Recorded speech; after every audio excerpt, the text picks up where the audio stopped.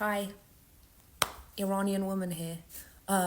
It's become very apparent that you haven't been listening to anything that we've had to say for the past 2 years. But I was wondering if you could just lend me a few minutes of your time in this ungodly hour to hear us now.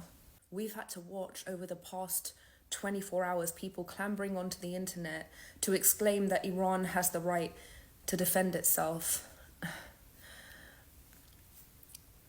In what capacity have you distorted this story to make the Islamic Republic the victim? That's I think what we're most curious about. When we were screaming for the past 2 years that they were lynching us, where were you? When we were screaming that they were killing Iranian women for not wearing a hijab, where were you? When they were lynching Iranian men from cranes for protesting, where were you? When we were explaining that this is a terrorist occupying force, where were you?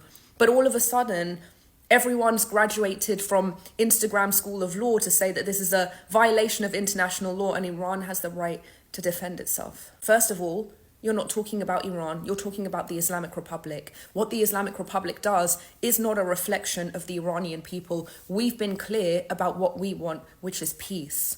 Second of all, you may have discovered the Middle East yesterday, but the Middle East didn't start existing yesterday. If you want to talk about an act of war, just a few days ago, a federal court determined that the attacks on Israeli embassies and Jewish centers in Argentina were conducted by the Islamic Republic and Hezbollah. That was in the 90s.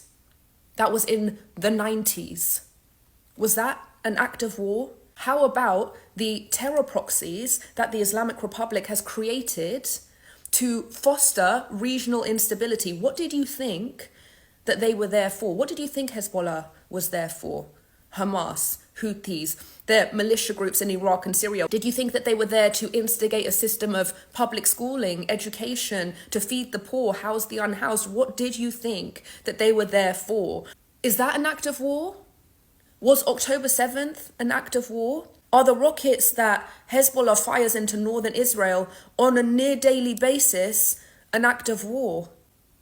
And so when these senior IRGC commanders meet up with Hezbollah in an IRGC military base, okay, not an Iranian embassy, and Israel strikes, your response is to say that that is an act of war. If you had listened to us for the past 2 years, much less the past 45 years, you'd know that Iranians don't want war with Israel. We want peace with Israel. Iranian people inside of Iran have come out and said this over and over and over again. It's you that wants war with Israel. It's your hatred for Israel and your hatred for Jews that's pulling us into a war that we didn't ask for. Have we not suffered enough for the past 45 years that we now have to be used as pawns for your fantasies about war with Israel? Leave us alone. We don't want that. So if you want to support the Islamic Republic in putting Iranians' lives at risk and everyone's lives at risk, they just killed a 10-year-old Bedouin boy for this. Is that what you wanted?